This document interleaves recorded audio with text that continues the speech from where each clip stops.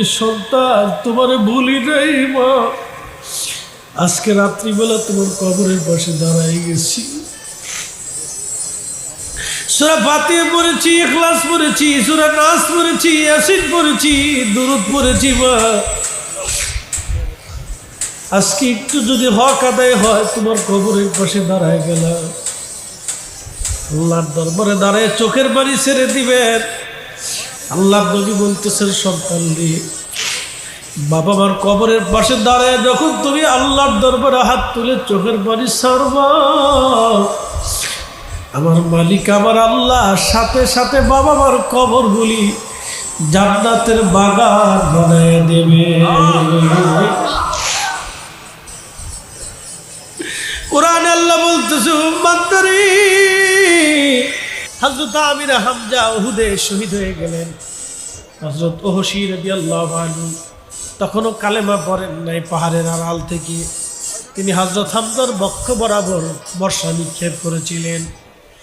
বর্ষার আঘাতে তিনি শহীদ হয়ে গেলেন। হিন্দা তার নাক কানগুলি কেটে কলিজা বের করে নিয়ে চিবিয়েছিল।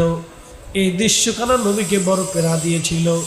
আল্লাহর নবী লাশের পাশে বসে উহুদে কেঁদেছিলেন আর বলেছিলেন, আমার চাচা সাইয়্যিদুশ শুহাদা, সমস্ত শহীদদের সর্দার বলে আমি ঘোষণা দিয়ে দিলাম। একবার জোরে বলা যাবে আল্লাহু আকবার। সাইয়্যিদুশ শুহাদা, শহীদদের সর্দার, উহুদে তাকে সমাহিত করা হলো। এখনো হামজার লাশ পচে নাই। উহুদে ওইভাবে এখনো লাশ রয়ে গেছে।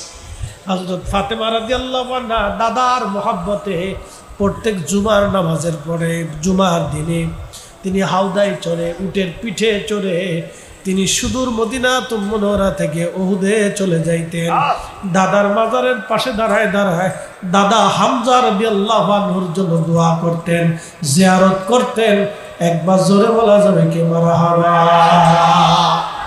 ভিডিওটি ভালো লাগলে চ্যানেলটা সাবস্ক্রাইব করুন, লাইক করুন, শেয়ার করুন আর নতুন ভিডিও পাওয়ার জন্য।